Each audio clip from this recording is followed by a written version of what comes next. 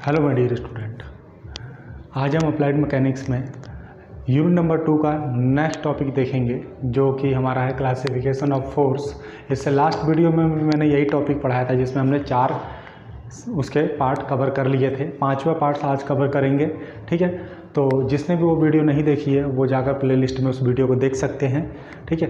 और जिससे कि ये स्टेप बाय स्टेप आपके सारे टॉपिक क्लियर होते रहेंगे। तो शुरू करते हैं आज का वीडियो। मेरा नाम है मोहम्मद सद्दाम और मैं आप सभी का अपने यूट्यूब चैनल द मैक मस्ती पर स्वागत करता हूँ, ठीक है। तो अब हम स्टार्ट करते हैं। आज का हमारा जो टॉपिक है वो 5वां है कि according to the nature of stress produce. अब स्ट्रेस प्रोड्यूस के प्रकृति के कारण फोर्स कितने प्रकार में बांटे जाते हैं उसके बारे में हम पढ़ेंगे। स्ट्रेस क्या है ये आप अगले सेमेस्टर में स्ट्रेंथ ऑफ मटेरियल में पूरा एक चैप्टर है उसमें वहाँ पढ़ेंगे। ये मैंने आपको ऑलरेडी बता रखा है। स्ट्रेस एक इंटरनल रेजिस्टिंग फोर्स होता है जो हम कल बात कर रहे थे रिएक्शन की। रिएक्शन ही एक तरह का हम टेक्निकल वे में उसको स्ट्रेस बोलते हैं। मतलब किसी भी एक्सटर्नल फोर्स के कारण क्या एक रेजिस्टिंग फोर्स लगता है, इंटरनल रेजिस्टिंग फोर्स लगता है उस एक्सटर्नल प्रभाव से फोर्स से बचने के लिए, उसी को हम क्या बोलते हैं, स्ट्रेस बोलते हैं, ठीक है। अब उसको मैं डिटेल में नहीं जाएंगे, हम स्टार्ट करते हैं। टेंसाइल कितने प्रकार के होते हैं, ये बेसिकली 5 प्रकार के होते हैं। पहला होता है टेंसाइल फोर्स जिसको हम हिंदी में बोलते हैं तनन बल। दूसरा होता है हमारा कंप्रेसिव फोर्स जिसको हिंदी में हम बोलते हैं संपीड़न बल या दबाव बल। तीसरा होता है हमारा शेयरिंग फोर्स जिसको हम हिंदी में बोलते हैं पार्श्व बल। और चौथा हमारा होता है twisting and torsion force. Twisting कह लो या टॉर्जन कह लो, बात एक ही है। इसको हिंदी में बोलते हैं मरोड़ बल। और 5वां हमारा होता है बेंडिंग फोर्स। तो एक एक करके देखते हैं, विद डायग्राम समझेंगे हम इसको कि क्या कैसे हम डिफाइन करेंगे, ठीक है। तो पहला हमारा होता है टेंसाइल फोर्स। टेंसाइल फोर्स क्या होता है, देखिए जब किसी भी पिंड में हम जिस दिशा में अगर बल लगा रहे हैं उसी दिशा में उसकी लंबाई बढ़ती चली जाए तो उसे हम क्या बोलते हैं, टेंसाइल फोर्स बोलते हैं। अगर किसी भी चीज़ की लंबाई बढ़ेगी तो उसका डायमीटर क्या होगा, व्यास क्या होगा, कम होगा। तो यहाँ से सीधे हमें पता चल जाता है कि टेंसाइल फोर्स वह फोर्स होते हैं जिसमें अगर किसी पिंड पर अगर वो बल लग रहा है तो उसकी लंबाई में उसी दिशा में जिस दिशा में बल लगा है उसमें उसकी लंबाई में परिवर्तन होता है, मतलब वो बढ़ने लगता है। डायग्राम से देखते हैं। डायग्राम बना लेता हूँ मैं एक। देखिए ये मैंने एक पिंड बना लिया, कोई सा भी एक बॉडी बना ली, इस पे मैंने एक फोर्स लगा दिया P। सेम मैग्नीट्यूड का इधर भी एक फोर्स लगा दिया P। ये देखिए खींचेंगे एक दूसरे को, डायरेक्शन दे रखा है मैंने बाहर की तरफ, तो खींचेंगे। मान लेता हूँ इसकी लंबाई इनिशियल में L है और इसका जो डायमीटर है ये मैं मान लेता हूँ D है। अब कुछ समय के बाद जब इन्होंने बल लगा दिया हमने तो ये क्या होगा, इसकी लंबाई में परिवर्तन करेगा। तो लेट्स फाइनल पोजीशन मान लेते हैं ये हो जाती है, फाइनल पोजीशन ये हो जाती है। जब लेंथ बढ़ी है तो डायमीटर क्या होगा, कम हो जाएगा। फाइनल पोजीशन किसकी वजह से हुई, टेंसाइल फोर्स की वजह से हो गई। तो कितना चेंज हो गया, मान लेते हैं ये चेंज हो गया, कितना, डेल्टा L चेंज हो गया। फाइनल लेंथ कितनी हो जाएगी भाई, फाइनल लेंथ कितनी हो जाएगी, मान लेते हैं कैपिटल L हो गई, ठीक है। अब डायमीटर कितना चेंज हुआ, में ये हो गया डायमीटर चेंज कितना, मान लेते हैं डेल्टा D। छोटी सी चीज़ को दिखाने के लिए मैं डेल्टा का प्रयोग कर रहा हूँ, ठीक है। और जो फाइनल डायमीटर हो गया ये मान लेते हैं फाइनल डायमीटर कैपिटल D, ठीक है। तो यहाँ से हमें पता चल गया कि टेंसाइल फोर्स के कारण किसी भी पिंड में जिस दिशा में वो लगा है उसी दिशा में उसकी लंबाई बढ़ जाती है। तो उम्मीद करता हूँ ये आपको पूरा प्रॉपर ये डायग्राम के साथ ये समझ में आया होगा। अब हम आते हैं कंप्रेसिव फोर्स पे कि कंप्रेसिव फोर्स क्या होता है, जस्ट अपोजिट। अच्छा इससे पहले मैं बता दूँ टेंसाइल फोर्स को हमेशा हम पॉजिटिव लेते हैं। न्यूमेरिकल वैल्यू इसकी क्या होती है, पॉजिटिव। यहाँ मैं लिख भी दे रहा हूँ, पॉजिटिव वैल्यू लेते हैं, प्लस पॉजिटिव लिखा हुआ है मैंने। तो हम न्यूमेरिकल जब सॉल्व करेंगे तो टेंसाइल फोर्स कहीं पे भी लिखा होगा तो हम उसको पॉजिटिव कंसीडर करेंगे, ठीक है। अब हम आते हैं कंप्रेसिव फोर्स पे। कंप्रेसिव फोर्स क्या होता है हमारा, सेम उल्टा।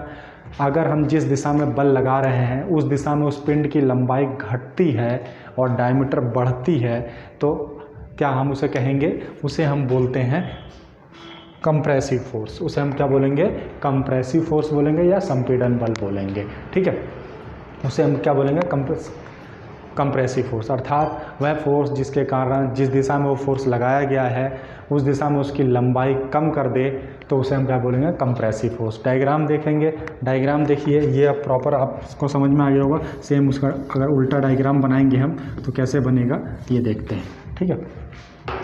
ये देखिए, मान लीजिए ये एक इनिशियल बॉडी है, ये एक इनिशियल बॉडी है, ठीक है। थोड़ा सा ये सही से नहीं बना है, इसको देखते हैं, ठीक है। ये इनिशियल बॉडी है, इस पे मान लिया ये फोर्स लगा दिया, ये फोर्स लगा दिया P, और P न्यूटन का फोर्स लगा दिया। इसकी इनिशियल लंबाई हमें पता है L है, इसका इनिशियल डायमीटर हमको पता है स्मॉल d है, ठीक है। तो ये बल क्या करेगा, इसको दबाएगा, इसको दबाएगा, यही डेफिनेशन कहता है कंप्रेसिव फोर्स का। दबाएगा तो इसकी लंबाई कम हो जाएगी, लंबाई जब कम होगी तो डायमीटर बढ़ जाएगा, तो डायमीटर ये मान लेते हैं बढ़ गया, ठीक है। ये बढ़ गया, जो मैंने रेड से दिखा दिया, लंबाई कम हो गई, देखिए ये हो गया, ये हो गया। अब क्या करेगा, कितनी लंबाई बढ़ गई, घट गई है, डेल्टा L घट गई। फाइनल लेंथ कितनी हो जाएगी इसकी भाई, फाइनल लेंथ हो जाएगी कैपिटल L, मान लेते हैं, आप कुछ भी मान सकते हैं, ठीक है। फाइनल डायमीटर कितना हो जाएगा, ये डायमीटर हो गया भाई, देखिए ये डायमीटर हो गया कैपिटल D, और डायमीटर कितना बढ़ गया है, कितना डायमीटर बढ़ गया, तो ये डायमीटर बढ़ा है, ये डायमीटर डेल्टा D। तो यहाँ से हमें पता चल गया कि अगर जिस दिशा में हमें बल लगाया गया है और उस दिशा में उस पिंड की लंबाई घटती है, डिक्रीज होती है, तो उसको हम क्या बोलेंगे, कंप्रेसिव फोर्स बोलेंगे। और कंप्रेसिव फोर्स हमेशा निगेटिव मानते हैं हम, कंप्रेसिव फोर्स को हम क्या मानते हैं, निगेटिव मानते हैं। न्यूमेरिकल वैल्यू जब भी हम सॉल्व करेंगे निगेटिव वैल्यू लेंगे उस पर। कहीं किसी क्वेश्चन में लिखा नहीं रहता है -30 न्यूटन, वो लिखेगा अ कंप्रेसिव फोर्स। तो कंप्रेसिव फोर्स पढ़ते ही आपको समझ लेना है निगेटिव वैल्यू लेनी है उसकी। तो उम्मीद करता हूँ ये कंप्रेसिव फोर्स समझ में आया होगा। अब हम करेंगे शेयरिंग फोर्स। शेयरिंग फोर्स किसे कहते हैं, ठीक है। शेयरिंग फोर्स को हम शियर फोर्स भी बोलते हैं शॉर्ट में, ठीक है, शियर फोर्स। शियर फोर्स क्या होता है कि जब हम किसी भी पिंड पर लोड लगाते हैं या फोर्स लगाते हैं तो उसका वो पिंड, आपने मान लीजिए वो पिंड एक रेक्टेंगुलर ब्लॉक है, एक फॉर एग्जांपल मैंने ले लिया क्योंकि सारे मैंने रेक्टेंगुलर लिए थे, तो रेक्टेंगुलर फेस है, तो वो एक फेस के रिस्पेक्ट में दूसरा फेस क्या होता है, टिल्ट होने लगता है। एग्जांपल से देखते हैं और डायग्राम से भी देखेंगे इसको, ठीक है। देखते हैं कैसे ये टिल्ट होता है। देखिए, अगर हम नॉर्मल सी बात करेंगे तो ऐसा फोर्स जो किसी रेक्टेंगुलर ब्लॉक में, रेक्टेंगुलर बॉडी में उसके कोणों में परिवर्तन कर दे तो उसे हम क्या बोलते हैं, शियर फोर्स। ये देखिए, मैंने ये डायग्राम बनाया, एक रेक्टेंगुलर एक ब्लॉक बना लिया, ABCD, ठीक है, रेक्टेंगुलर ब्लॉक बना लिया हमने। अब मान लेते हैं मैंने एक फेस पे, एक सिरे पे इस पे लोड लगा दिया। इस पे क्या हो, लोड सिरे पे लगता है, कोनों पे, सिरे पे या फेस पे लगेगा। तो क्या करेगा, ये वाली जो वर्टिकल लाइन है, इस वर्टिकल लाइन के रिस्पेक्ट में थोड़ा सा टिल्ट होगी क्योंकि ये धक्का मार रहा है, टिल्ट होगी। तो मान लेते हैं ये धक्का मारने के बाद ये ऐसा टिल्ट हो गई, और ये वाली कहाँ चली गई, ऐसे, और ये फाइनल क्या हो गया, ऐसे, ठीक है। ये हो गया हमारा, देखिए ये हो गया। अब ऐसे फोर्स को हम क्या बोलते हैं, शियर फोर्स बोलते हैं। मानते हैं ये फाई एंगल से मुड़ गया, तो ये भी कितना होगा, फाई एंगल ही होगा, ठीक है। नई पोजीशन क्या हो जाएगी, A', B', ठीक है, C और D, ठीक है। तो ये आपको समझ में आया होगा कि शियर फोर्स वह फोर्स होता है जिसके कारण एक फेस दूसरे फेस के रिस्पेक्ट में या उस क्या परिवर्तन होता है, या उसके कोणों में परिवर्तन हो जाता है, तो उसे हम क्या बोलते हैं, शियर फोर्स बोलते हैं, ठीक है। अब आता है हमारा ट्विस्टिंग फोर्स। ट्विस्टिंग फोर्स किसे कहते हैं, ठीक है। ट्विस्टिंग फोर्स अभी मैं आपको एकदम बहुत इजी तरीके से बताऊंगा, जो यहाँ लिखा है वो भी डेफिनेशन सही है।